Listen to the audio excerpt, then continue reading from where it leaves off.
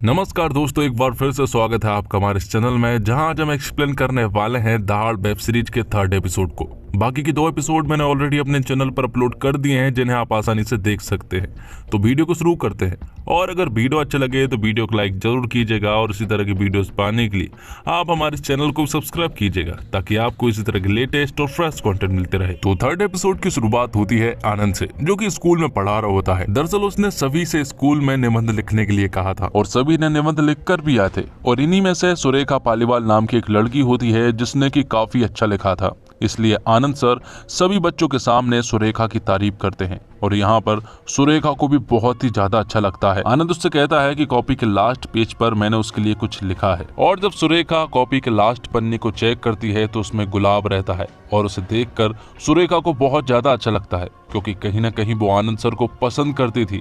और इस बात से ये भी साबित हो जाता है कि अब आनंद भी उसे पसंद करता है। अब अगले सीन में कृष्णा चंदाल के साथ साथ हम ढेर सारी लड़कियों की पोस्टर को लगा हुआ देख पाते हैं। यहीं पर एक आदमी होता है जो कि मोर्चरी में काम करता है, तो वो यहाँ पर तुरंत ही पुलिस वालों को वहां पर ले जाता है, जहां पर कि वो उन्हें बताता है कि इस लड़की की लाश हमें 2 महीने पहले मिली थी, लेकिन इसके परिजनों के बारे में हमें नहीं मालूम था, इसलिए हम कुछ भी नहीं कर पा रहे थे। और अच्छा हुआ कि हमें इसकी तस्वीर मिल गई, क्योंकि हम इसे जलाने वाले थे। जिसके बाद कृष्णा के भाई को जब इस बारे में पता चलता है तो वो बहुत ज्यादा रोता है। और इस आदमी से इन्हें ये भी मालूम चलता है कि कृष्णा चंदाल की बॉडी जो है वो शादीशुदा जोड़े में मिली थी, और कृष्णा चंदाल की मौत साइनाइड खाने से हुई है। तब वो ये सारी बात अपने ऑफिसर देवीलाल को भी बताते हैं। तो अब उनके पास ऐसे 2 केस हो चुके थे, जिनकी लाश एक बाथरूम में मिली, जहां पर कि वो शादीशुदा जोड़े में थी, और उनकी मौत साइनाइड खाने से हुई है। अब आगे सिंदूरी नाम की लड़की के पास कॉल करती है। जब सिंदूरी कॉल उठाती है तो वो पूरी तरह से डर जाती है कि उसके पास पुलिस का कॉल आया है। सिंदूरी कुछ न कुछ तो जरूर जानती है।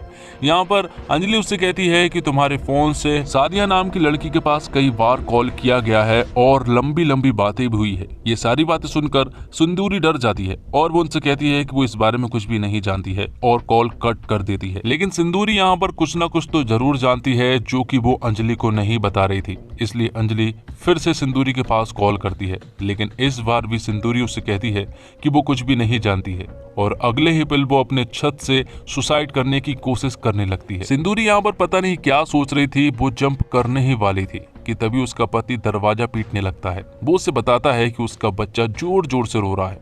ये सुनने के बाद तो सिंदूरी सुसाइड का प्लान ड्रॉप करके तुरंत ही अपने बच्चे को संभालने के लिए चली जाती है। अब अगले सीन में हम सुरेखा को देख पाते हैं, जो कि आनंद सर के लिए एक लव लेटर लिखती है, और उस लव लेटर को वो उसी कॉपी के बीच में रख देती है। अब आगे हम देखते हैं कि जब आनंद घर से निकल रहा होता है, तभी उसकी पत्नी उसके पास आती है। वो उसे टिफिन देती है, और उससे कहती है कि मुझे तुमसे कुछ जरूरी बात करनी है।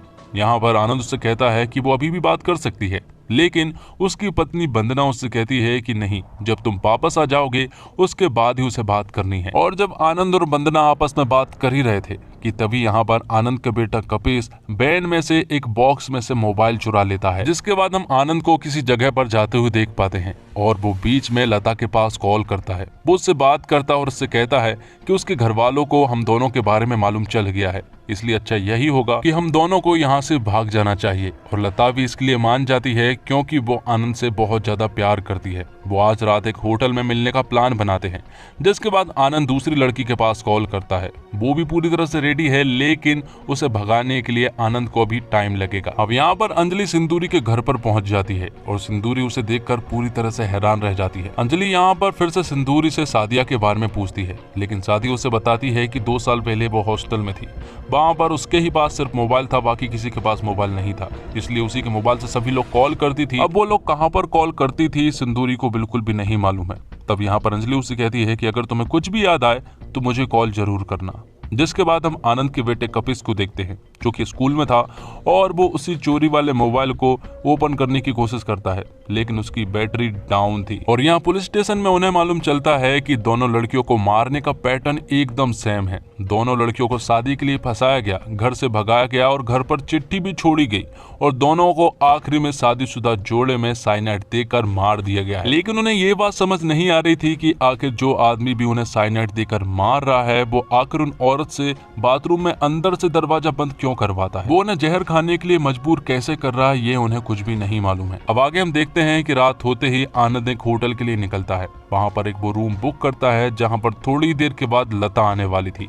लता जैसे ही कमरे में आती है तो यहाँ पर आनंद उसकी पिक्चरें क्लिक करने लगता है और उसके कपड़े उतार कर उसकी फोटोज लेने लगता है। लता उससे कहती है कि ऐसा मत करो, लेकिन आनंद उससे कहता है कि वो मेमोरीज को इकट्ठा कर रहा है, जिसके बाद वो उससे इंटीमेट होता है। अब अगले दिन आनंद जैसे ही अपने घर पहुंचता है तो वहां पर उसकी वाइफ वंदना उसका इंतजार कर रही थी। वंदना उसे बताती है कि मैं तुम्हें कुछ बताना चाहती हूँ, और यहाँ पर वंदना आनंद को बताती है कि उसके साथ ही जय नाम का लड़का काम करता है और वो उससे प्यार करती है। वो कहती है कि जय के साथ रहने के बाद उसे मालूम ही नहीं चला और वो उससे प्यार करने लगी, लेकिन आनंद को इन सब के बारे में पहले से ही मालूम था। लेकिन फिर भी आनंद वंदना के सामने एक्टिंग करता है और रोने लगता है। वो उससे कहता है कि अगर तुम मेरे साथ नहीं रही तो मैं सुसाइड कर लूंगा, मैं तुम्हारे बिना नहीं जी सकता। लेकिन यहाँ पर वंदना उससे कहती है कि तुम्हें कोई ना कोई मिल ही जाएगी। लेकिन यहाँ पर आनंद जोर जोर से रोकर उसे दिलासा दिलाता है कि वो उससे बहुत प्यार करता है। अब पुलिस स्टेशन में ये बात सामने निकल कर आती है कि आखिर ये एक आदमी का काम है या फिर किसी गैंग का। परगी का कहना था कि ये किसी गैंग का काम है, जबकि अंजलि उनसे कह रही थी कि ये सिर्फ एक ही आदमी का काम है जो कि सेम पैटर्न को फॉलो कर रहा है। लेकिन उनके पास कोई भी क्लू सबूत नहीं था, इसलिए वो सबूत इकट्ठे करने के लिए निकल जाते हैं। अब जो 19 लड़कियां गायब हुई हैं उनके बारे में पता करने के लिए जाते हैं और आगे उन्हें मालूम चलता है कि ये सारी 19 लड़कियों के साथ ऐसा हो चुका है।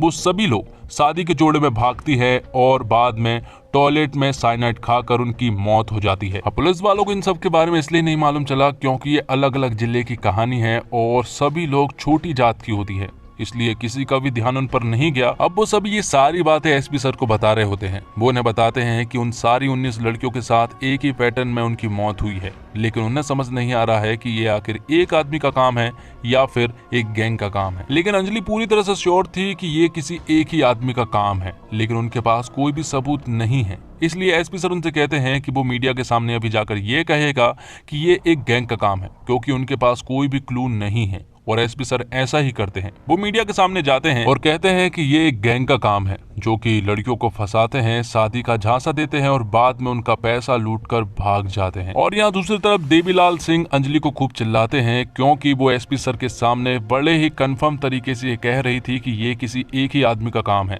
जबकि उनके पास कोई भी सबूत नहीं है। इसलिए देवीलाल उससे और सबूत इकट्ठे करने के लिए कहता है। इसलिए अंजलि जो है वो एक बूढ़े आदमी के पास जाती है जिनका नाम जैड अंसारी होता है और वो एक रिटायर्ड आईपीएस है। यहाँ पर वो उन्हें सारा केस बताती है और उनसे कहती है कि क्या ये एक आदमी का काम है या फिर किसी गैंग का, जिस पर अंसारी सर उससे कहते हैं कि फाइल पढ़ने के बाद तो उसे यही मालूम चल रहा है कि ये किसी एक ही आदमी का काम है जो एक ही पैटर्न को फॉलो कर रहा है और वो उन्हें कोई साइकोपाथ किलर की तरह भी लग रहा है। जिसके बाद हम देखते हैं कि अंजलि जो है वो सिंदूरी के पास पहुंच जाती है। उसके घर पर वो काफी देर तक रिंग बजाती है, लेकिन उसके घर पर कोई भी नहीं होता है।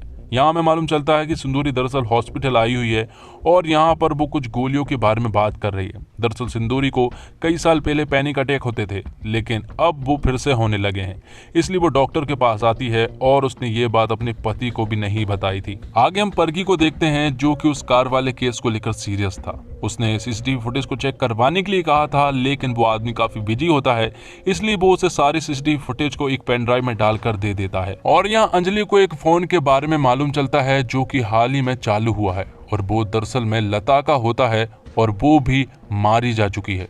उसके परिजनों को ये बात बता दी जाती है, जिसके बाद हम एक अनजान शख्स को एक हेयर ड्रायर से छेड़छाड़ करते हुए देखते हैं। और यहाँ पर जय जैसे ही उस हेयर ड्रायर को चालू करता है तो उसे एक जोर का झटका लगता है और करंट लगने की वजह से उसकी मौत हो जाती है। और आखिर में हमें पता चलता है कि उस हेयर ड्रायर से छेड़छाड़ करने वाला आदमी कोई और नहीं बल्कि आनंद होता है। और इसी के साथ एपिसोड 3 यहीं पर खत्म होता है। तो दोस्तों, उम्मीद करता हूँ आपको वीडियो पसंद आई होगी। वीडियो पसंद आई हो तो वीडियो को लाइक जरूर कीजिएगा और इसी तरह की वीडियोस पाने के लिए आप हमारे चैनल को सब्सक्राइब कीजिए।